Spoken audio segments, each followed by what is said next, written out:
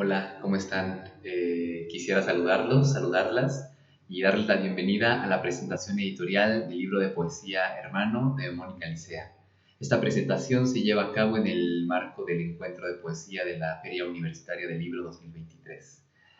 La presentación editorial contará con la presencia de la autora, de Mónica Licea, y también nos acompañará con sus comentarios una poeta local, Ilse Sánchez Quintero, de quienes me permitiré leer sus semblanzas.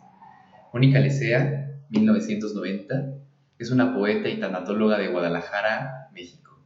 Es licenciada en Cine Digital por la Universidad de Medios Audiovisuales, CAAV. Es gestora del proyecto Voces Encendidas desde el 2016.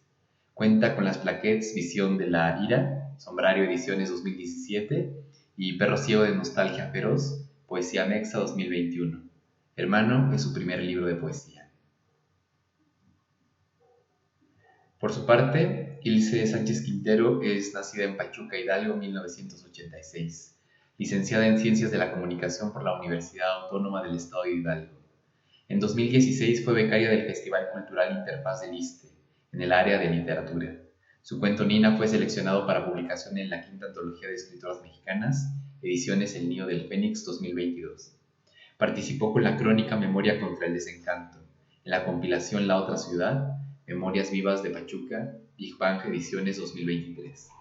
Formó parte del cuarto Festival Internacional La Mujer en las Letras, sede Estado de Hidalgo, organizado por la Academia Nacional de Historia y Geografía y el Centro de Estudios sobre la Mujer de la UNAM. Poemas suyos han sido publicados en las revistas digitales La Otra, Espejo Humeante y Especulaciones. Pues muy bien, las dejo con nuestras autoras. Estoy seguro de que será una presentación maravillosa.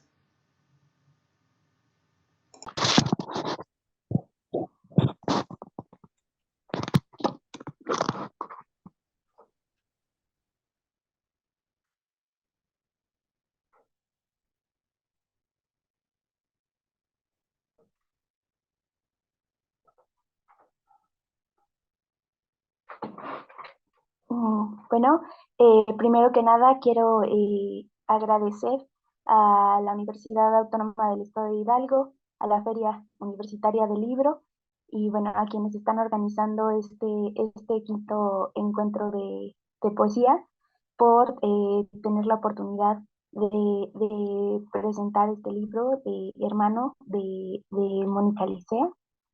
Eh, bueno, quiero abrir pues justamente a lo mejor con un lugar común, diciendo que este libro es muy conmovedor, nos permite conectar con la experiencia de la autora y bueno, quiero también obviamente agradecer a Mónica, saludarla y bueno, pues a mí me gustaría hablar menos yo y que ella nos cuente más acerca de la escritura de este libro, de este proceso. Yo cuando leí el prólogo que escribió Elisa Díaz Castelo, dije, bueno, ¿qué más no se puede aportar para conversar este libro? Y bueno, me pareció muy interesante que justo al leerla, al leer este prólogo, me remitió a Cristina Rivera Garza, un poco también a Brenda Navarro, y, y bueno, preguntarle a Mónica, pues a lo mejor en este proceso que yo sé que es una cuestión dolorosa para ella, el libro versa sobre la muerte de su hermano y bueno, creo que nos gustaría conocer cómo fue este proceso, Mónica, porque sé que debió ser difícil, sobre todo porque al plasmarlo en un libro, creo que o sea, nosotros, hay personas que procesamos mejor escribiendo, pero ya que se convierta en un libro y que a lo mejor necesite estarse revisando, es como repasar esto esta vivencia, ¿no? Y bueno, yo quisiera que por favor no, nos platicaras respecto a este proceso. Claro que sí, Ilse, muchas gracias.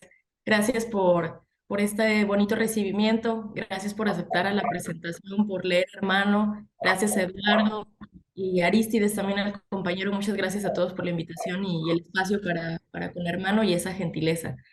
Eh, y bueno, nada, les voy a conversar un poquito de manera sintetizada.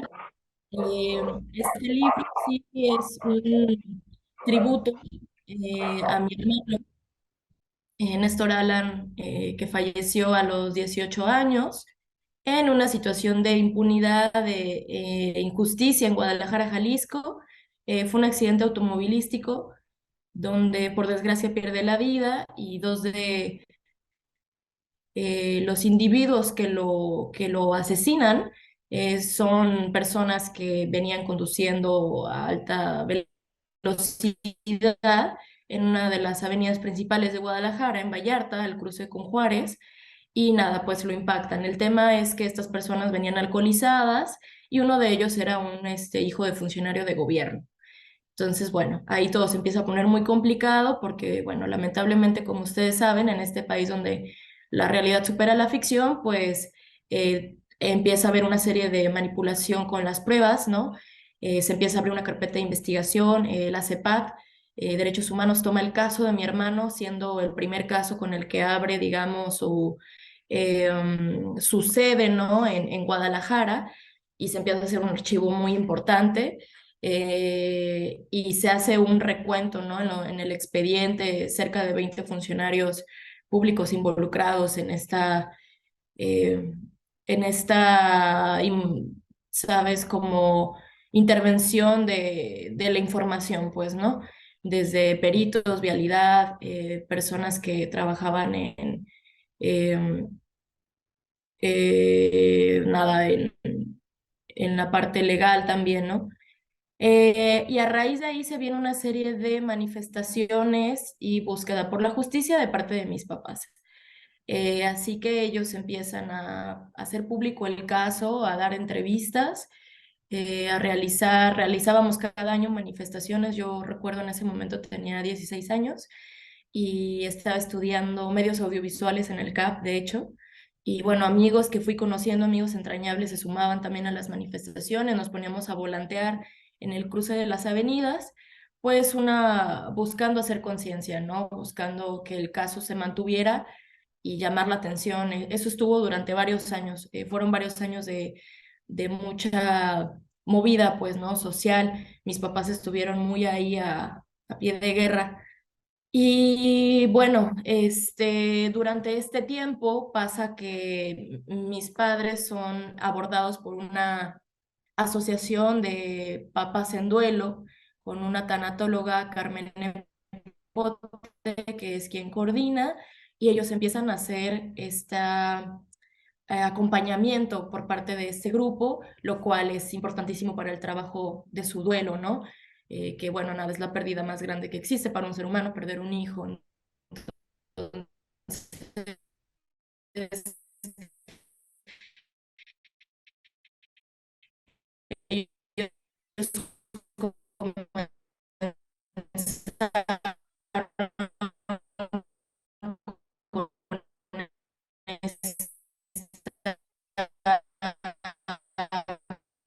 ellos a mí eso me superaba, así que decidí construyendo lo que hoy es hermano, ¿no? Básicamente yo decidí, entendía lo que estaba viviendo, así que decidí evadirlo durante 10 años. Obviamente en esa evasión, pues uno toma malas decisiones en todo sentido, ¿cierto? Tomas malas decisiones de hábitos, de reunirte o estar con personas, involucrarte con personas afectivamente que de repente también por ahí hacen que tus demonios convivan. Así que bueno, nada, una serie de malas decisiones y llegó un punto donde ya había una afectación muy grande en el sentido de que, bueno, me detectaron depresión mayor, entonces ya estaba en un punto donde ya los pensamientos eran muy hacia la destrucción y negatividad y estaba afectando mi calidad de vida. Entonces me pregunté, nada, que ya era tiempo de decidir qué hacer con esto, porque el tema de la escritura, de la poesía, siempre ha estado presente en mi vida desde la infancia, pero decidí hacerlo como un oficio hasta el 2017, que entré por ahí a un taller de creación literaria con Enrique Carlos, un buen poeta de Jalisco, y en ese taller él, digamos, que me orientó a tomar esa decisión de, o sea, está bueno si decides que escribir es un hobby, pero también puede ser un oficio y esos dos caminos implican cosas diferentes, así que tú qué quieres hacer, ¿no? Así que en su momento tomé la decisión de formarme en el oficio y empecé a prepararme y publiqué la plaquette Visión del Aire en 2017, que era una especie de primer boceto de exploración a la punta del iceberg de este duelo que estaba evadiendo. Así que congelé esa parte, esa publicación y esas emociones e intenté escribir otras cosas, a la par que seguía en otros talleres, pero cuando la verdad o cuando uno busca vivirse con cierta congruencia, cuando se te han enseñado ciertos valores y ves la lucha constante en tu propia familia, hay un sentido ahí que no cuadra y te orilla a replantear las cosas. Entonces, yo intentaba escribir cosas que no eran a la par de hermano, pero terminaba regresando al mismo eje porque era una necesidad primordial hablar de esto, alzar la voz y decir cómo había sido para mí esa experiencia, desde el lado humano, como ciudadana, obviamente como su hermana, ¿no? Así que todo esto que les cuento me llevó a tomar la decisión de comenzar a hablar de ello en terapia. ah, y también por ahí uno de mis familiares, un tío que es psicólogo, él hizo un diplomado de tanatología y en su momento me lo sugirió. Yo tenía curiosidad al respecto y decidí investigar y entrar al diplomado a través de una asociación que se llama Humanizar para Sanar, que está vinculada al Hospital Alcalde, Fray Antonio Alcalde, que es un hospital muy antiguo de Guadalajara, muy respetado también, y entonces, bueno, o sea, era un diplomado de un año, ¿no? Y en este diplomado yo empecé a encontrar como mi manada, mi red de apoyo, estas personas que le dolía la vida también y que estaban rotas y que eran mujeres, hombres de todas las edades, que estaban totalmente atravesados por el dolor y reconocer el dolor en sus rostros fue algo que a mí me impactó bastante porque me dio un sentido de colectividad, cosa que terminó siendo como el eje del libro. Y también, pues nada, encontré un lugar donde pudiera bajar la guardia y dejar de estar tan enojada para empezar a aceptar que, pues, que estaba muy dolida, ¿no? Porque luego uno enmascara de repente el dolor con la ira. Y este diplomado fue fundamental porque cuando estaba atravesándolo vino la pandemia. Así que no pude concluirlo y la pandemia fue el pretexto ideal para empezar a decir, ok, estoy lista, venga pues. Y entonces fui con mis papás y les pedí información y dije, estoy lista para revisar todos esos archivos que durante 10 años estuve dándoles la vuelta, porque había una cantidad impresionante de notas del periódico, se hizo en un momento algún pequeño reportaje de unos chicos del ITESO, había demasiada información, pues, ¿no? Cajas y cajas. Así que fui con mis papás un poco en esta labor periodística y entre los tres nos pusimos a sacar notas del periódico y a revisar qué podía funcionarme. No tenía mucha noción de cómo iba a construirlo, pero sabía que quería implementar las notas del periódico como una herramienta de libro que terminó convirtiéndose más que en un libro, en una especie de artefacto, de denuncia también y un cruce con la poesía, pues la manera personal de buscar justicia.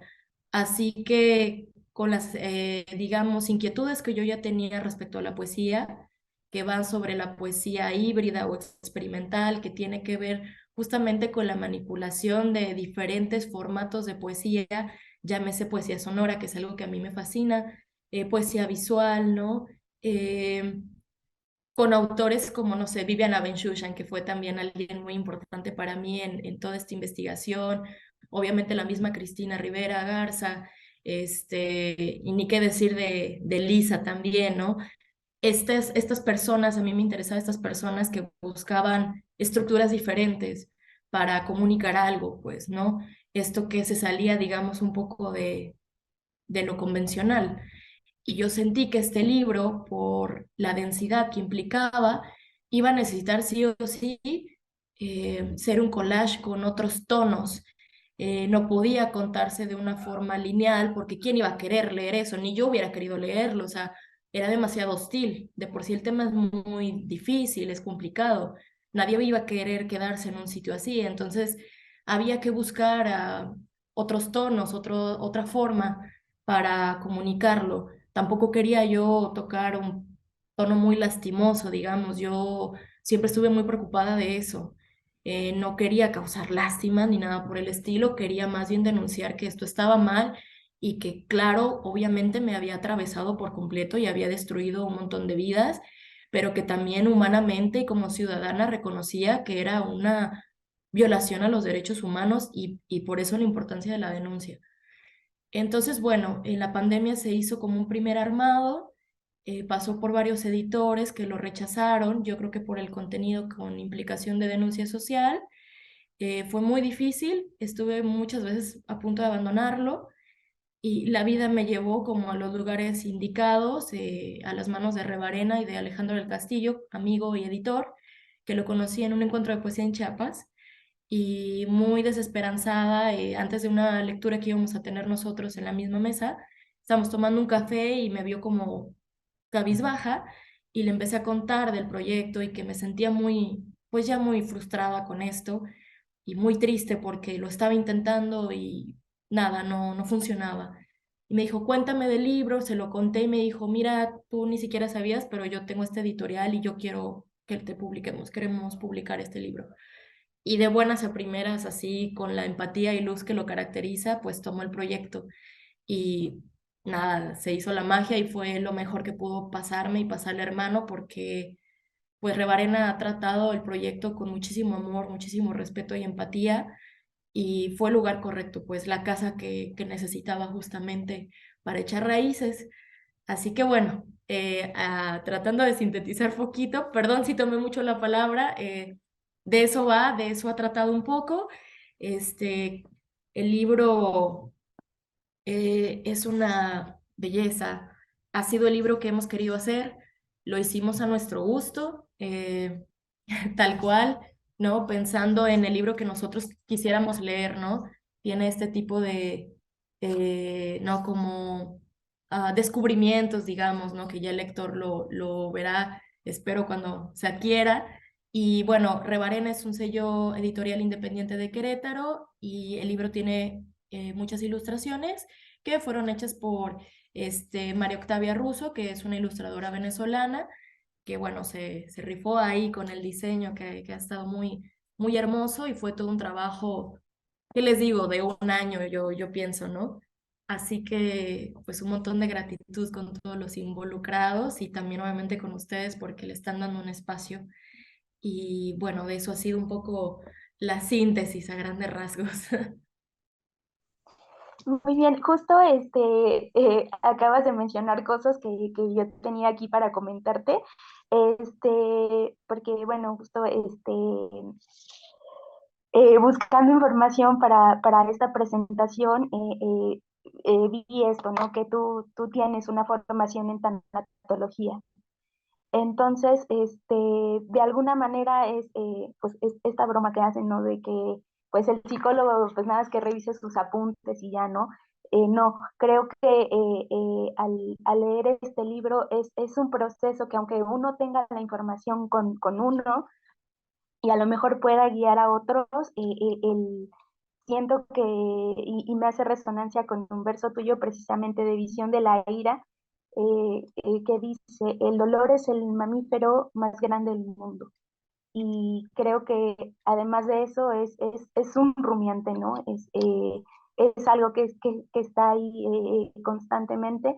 Y, bueno, justo estos procesos creativos nos ayudan, ¿no? A sanar algunas partes y sobre todo a entender, bueno, como en otro de tus poemas, ¿no? De este libro, eh, que versa sobre la gente que se acerca a nosotros a darnos las condolencias y nos pregunta cómo estamos, no sabemos, ¿no? Y a lo mejor ponerlo en este tipo de soporte nos ayuda a entender cómo estamos y o procesar lo que estamos sintiendo. Y, y también me pareció muy interesante la incorporación de estas notas donde tú haces este ejercicio de blackout, donde, bueno, en algunas de ellas es en un tono periodístico, ¿no? ¿No? Para que nosotros entendamos qué es lo que es, ¿no? Por empatizar con tu dolor, porque también es eso, ¿no? Creo que a pesar de que todos sentimos dolor, nuestros dolores son únicos, ¿no? Aunque vivamos la misma experiencia, cada quien, de acuerdo a cómo es su personalidad, a las herramientas con las que cuenta, vive ese dolor, ¿no? Y bueno, o sea, justo quería yo preguntarte respecto eh, al soporte, ¿no? A este diálogo con otras voces eh, que hablan de este tema, eh, porque creo que, o sea, más que una influencia, como lo dice Elisa Díaz Castell en su prólogo, fueron una suerte de Virgilio, ¿no? Que te ayudaron a cruzar por este duelo. Sí, totalmente. Es bien bonito bueno, que hagas énfasis en el tema de los autores, porque, como decía antes, para mí una de las conclusiones a las que llegué en mi propia experiencia atravesando mi propio duelo fue el tema de la importancia como dice Cristina Rivera Garza, de dolernos juntos en esto, porque es un estallido, o sea, yo lo intenté durante 10 años, hacerme la que podía yo sola, la que es que no me entienden, es que esto es demasiado, bla, bla. Y cuando llegues a este punto también en el que el ego tiene la inflexión y cede, y dices, a ver, espera, o sea, no quiere decir que sea más o menos, quiere decir que hay otras personas también atravesándolo y que lejos de separarte puedes acompañarte, pues, y hacerte el camino un poquito más ligero, porque no es fácil para nadie. Entonces, para mí ese sí fue como la médula de todo, pues, porque el libro, como bien lo comentas, trae constantemente autores, ¿no? Las intervenciones que yo misma hacía durante mi proceso desesperado de entender el dolor, era ir a leer, ¿no? Y decir, pero ¿qué es esto, no? O sea, ¿qué es esto que me está doliendo? ¿Qué es esto que estoy sintiendo? Físicamente es normal que yo me sienta así, estos síntomas, no sé, en otros autores revisar, en médicos, en filósofos, era como, ayúdame a entender esto, ¿no? Entonces, en esa búsqueda del entendimiento, pues claro que se hace una red de autores que están ahí, que desde su lugar también y su propia exploración con el duelo te van, te van diciendo, ¿no? Y que resultan ser, claro, pues esta luz en el camino, pues, ¿no? Claro que es una propuesta también, es una invitación a salir un poco de esa cueva, ¿no? Y la invitación a que esto sea una casa en la que todos podemos, aunque sea durante 60 textos, 70, no sé, no recuerdo cuántos tiene, pero durante ese trayecto, decir, mira, estas páginas aquí, en este instante que tú lo leas, te invito a que bajemos la guardia y te dejes afectar y te dejes atravesar, pues, ¿no? Que en tanatología, básicamente, cuando se hacen abordajes con las personas, uno está buscando identificar la etapa del duelo en el que se encuentran, pero principalmente siempre se trata de orillar a la persona a hacer catarsis, pues, a que suelte, ¿no? Entonces, un poco también busca hacer una réplica de eso, como sea lo que sea que te esté pasando, pues, ¿no? Eh, el dolor nada, es un idioma universal, entonces estar acompañados es fundamental, pues. Así que sí, ha sido una maravilla encontrar con autores tan sensibles, ¿no? También pienso en Piedad Bonet, que fue fundamental para mí, esta poeta de Medellín, de Colombia, que ella perdió a su hijo también. Su hijo padecía una situación de trastorno mental y muchos de sus textos van sobre eso. Entonces, también el entendimiento del dolor desde el lugar de la mujer es otra cuestión, ¿no? Que es importante mencionar porque yo recuerdo que llegué a esa otra conclusión valiosa, que me estaba aferrando a que el libro fuera editado únicamente por un hombre. Y duré durante mucho tiempo aferrada a esa idea porque traía yo un patrón ahí como de, pues sí, un poco de validación paternalista, la verdad. Hasta que entonces me di cuenta que seguía y topaba con pared y nada, Elisa yo la sigo desde hace tiempo y por ahí habíamos tenido alguna colaboración que la invité a una antología y la vi de repente como que me vino a la cabeza y dije, pues no pierdo nada. O sea, yo sé que ella está súper ocupada, que anda en mil cosas, sé que es muy gentil y capaz que me dice que no, pero pues el no ya lo tengo, se lo voy a plantear, no pierdo nada. Y le escribí con la esperanza, ¿no? Porque ella estaba dando sesiones más bien grupales, pero por mis tiempos no me funcionaban las horas y le pedí asesoría, pues, más bien separada. Y a mi sorpresa me dijo que sí. Y el toque de Lisa, más allá del tema, que ella es una, tú sabes que es nada, es una de las voces más potentes que tenemos en México, pero más allá de eso, su toque humano, su calidez como mujer, como persona. Le dio mucha luz y mucha ternura al trabajo de edición y eso es lo que le hacía falta, pues, ¿no? Eso es justo lo que le hacía falta. Y para mí eso terminó de hacer, pues, todo el sentido del mundo, pues, ¿no? Le hacía falta equilibrarse a esto y también el recordatorio pues, de esa luz que busca ser también el libro, que no es totalmente oscuro, sino también busca ser un camino esperanzador y de, no sé, de sublimación, si se quiere decir de alguna forma, no sé si lo logra, pero fue muy importante tener el toque femenino, pues, ¿no? Lo cambió todo, pues. Claro, y bueno, o sea, justo me llama también la atención esto que estás comentando, ¿no? Como el libro, cuando uno lo está leyendo y está conectando con este dolor, también es un poco como verse en un espejo, ¿no? Quizá no hayamos vivido lo mismo que tú, pero es sentir esta rabia, es eh, ajá, no verse como estamos viendo tu dolor, también nosotros estamos viendo lo que nosotros sentimos de alguna manera y depende de cómo tengamos trabajados nuestros duelos, puede ser puede brindar alivio o puede ser hasta incómodo también, ¿no? Porque es verte de frente y descarnado y y contemplando, ¿no?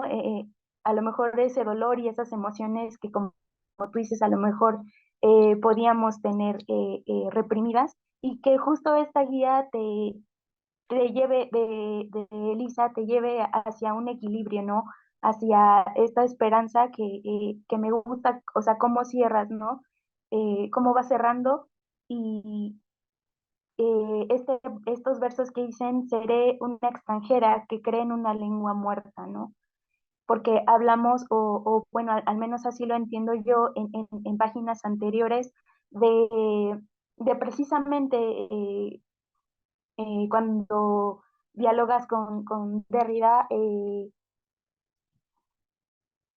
este mundo que se acaba cuando alguien muere, ¿no? Este ciclo que de alguna manera eh, de nuestra propia vida que se cierra, este mundo, ¿no? Que se acaba y llegar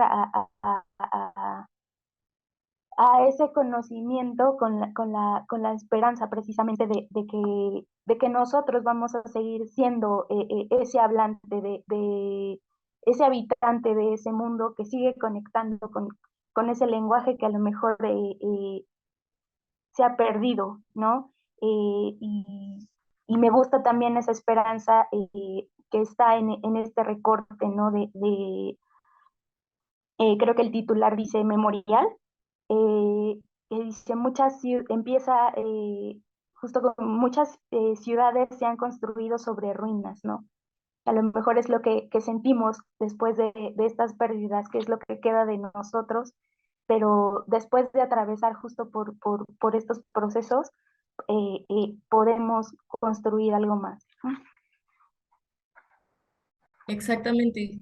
Sí, justo eso es algo que era muy importante y que también es fácil cuando estás tan ah, en el núcleo, en el ojo del huracán, de repente es complicado a veces perderse en que no todo es tan oscuro, pues, o también en el, ¿por qué estoy haciendo lo que estoy haciendo, no? Ya sí llegaba un punto donde, sabes, mi salud mental se comprometía porque era ir y releer las cosas una y otra vez, ver fotografías, escuchar nombres, ver descripciones y era como, ¿qué estoy haciendo, pues? O sea, ¿por qué estoy haciendo esto? Esto es una tortura, ¿para qué estoy haciendo esto? Y por ahí pasó que en el primer, digamos, borrador del libro que queríamos presentar para recibir un apoyo del gobierno de Querétaro, este Alejandro propuso en la portada una piedra como de color azul, muy hermosa y era como flotante, parecía como una piedra lunar también y como que estaba en medio de la oscuridad, pero de repente brillaba. Y a mí me sacó de onda como yo esperaba algo súper lúgubre y no sé qué, y yo como que dije, ay, pero esto qué onda, ¿no? Y me dice, es que a mí se me hace que se te está olvidando o sea, que el camino que tú has seguido o emprendido en esto va hacia un lugar de luz y yo creo que deberíamos de reflejar eso desde el inicio y debería de quedar claro que no es únicamente solo estar como de repente a veces embriagándose en ese dolor, sino que la finalidad de pasar por todo esto es para ir a un sitio más luminoso, de mayor calma y es importante que lo traigamos presente, pues, ¿no? Porque se nos olvida. Y me pareció como un apunte muy valioso, porque a mí también se me había olvidado, pues, ¿no? Se me había olvidado de repente el por qué lo estaba haciendo y a través también del tema de las presentaciones y compartir los textos. Y cuando me hacen esta lectura algunas personas que han escuchado, es como, es verdad, o sea, esto lo hago porque también quiero decir, sí hay esperanza y sí se puede seguir adelante, a cada quien su ritmo de aflicción, como también dice en una parte del libro, pero es posible desde la colectividad y desde acercarnos a las herramientas también indicadas y si no generarlas, pues no tenemos por qué saberlo todo ni dominarlo todo, pero hay formas, así que nada, es importante recordar pues que sí hay luz, pues, ¿no? Y que todo se transforma y que es algo con lo que podemos vivir acompañándonos con un respeto y una gratitud, pero es posible, pues, ¿no?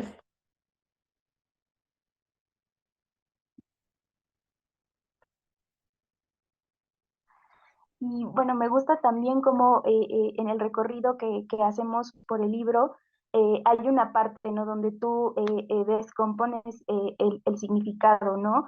Eh, entiendo que en un primer momento como este significado que se diluye porque no estás entendiendo lo que pasa, porque hay un proceso que no se ha hecho, no sabemos qué sentimos, una definición de diccionario no nos habla de nuestro desgarramiento, ¿no? La ausencia de un ser querido comienza a ser irreal y un significado no nos conforta, ¿no? Podemos consultarlo, a lo mejor la información, pero esos significados se diluyen. Y como rumbo al final es reconstruir, ¿no? Es brindarle, eh, brindar un espacio a la memoria y también eh, pues justamente, ¿no? A construir al final este proceso que nos permite decir que estamos de alguna manera en paz con las cosas que sentimos a este respecto, ¿no? Y bueno, a mí me gustaría que nos leyeras un poco del libro y, Y bueno, a lo mejor un poco para ir cerrando, comentarte que, pues bueno, yo creo que este libro, este poemario es esta joya que cuelga de tu cuello. Muchas gracias.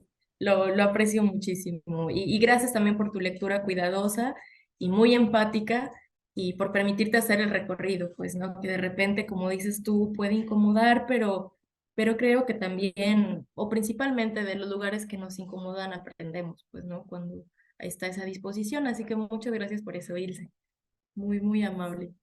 Y bueno, sí, les voy a compartir entonces algunos textos. Y me gustaría iniciar con...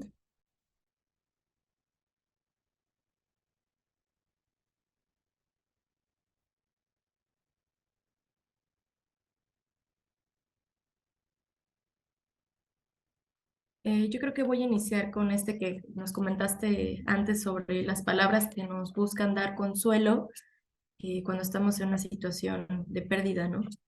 Entonces, literalmente se titula Consuelo. Así es la vida, no hay nada que hacer.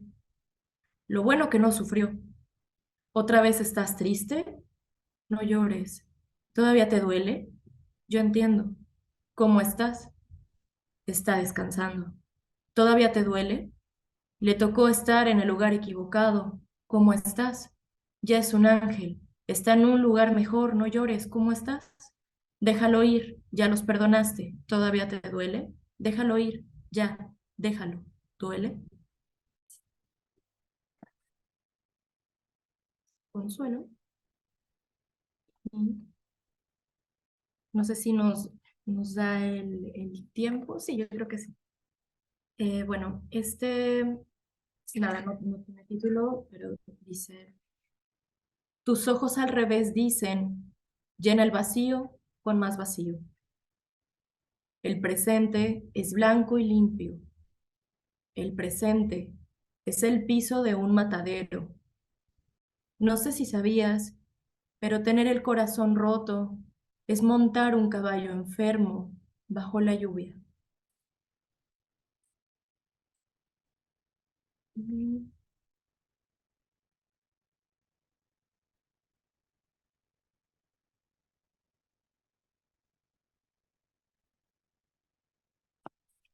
Eh, este se titula Indicaciones para el enjuiciado. Y bueno, es importante para mí compartirlo porque recuerda que es un libro también que va sobre denunciar, ¿no? Así que bueno, dice, indicaciones para el enjuiciado. Adopte aire falso, bastante frío, con tristeza rigurosa, con naturalidad, doble olvido, distancia en la garganta, en el nombre, finja hábilmente, los huesos secos, lejanos, mírese, afligido, pero no se atormente, nadie recuerda, Néstor, no piense en él, respire, usted es bueno, váyase atónito, muy perdido, la cabeza entre las manos, vacío, más vacío. Y bueno, no sé si da para un texto más. ¿Está bien? Ok, perfecto. Eh, veamos. Nada, me gustaría cerrar con el texto tal cual que cierra el libro, que dice, puliré este dolor hasta volverlo transparente. Lo convertiré en una joya que cuelgue de mi cuello. Y bueno, muchas gracias. Gracias por la invitación nuevamente. Gracias a quienes se quedaron a escuchar. Y bueno, Hermano está a la venta a través de Rebarena Ediciones. Lo buscan tal cual en línea. Rebarena, me parece que los compañeros podrían a lo mejor etiquetar por ahí y pueden ir directo a revisarlo. Y pues nada, quien lo adquiera, coménteme qué le parece, que es importante para mí saber cómo se recibe y la invitación a que sigan leyendo poesía, ¿no? Muchísimas, muchísimas gracias. Ay, muchísimas gracias a ti. Mónica, la verdad es que ha sido un placer estar aquí contigo en este diálogo y sobre todo pues la lectura de tu poemario que bueno, creo que podríamos platicar mucho más tiempo si no nos estuviera ciñendo esta cuestión, ¿no? Pero pues bueno, agradecerte mucho otra vez a la Universidad Autónoma del Estado de Hidalgo, a la Feria Universitaria del Libro y bueno, a quienes organizan este quinto encuentro de poesía en el marco de la FUR. Muchas Muchas gracias. gracias. Gracias por la Bueno. invitación. Muchas gracias.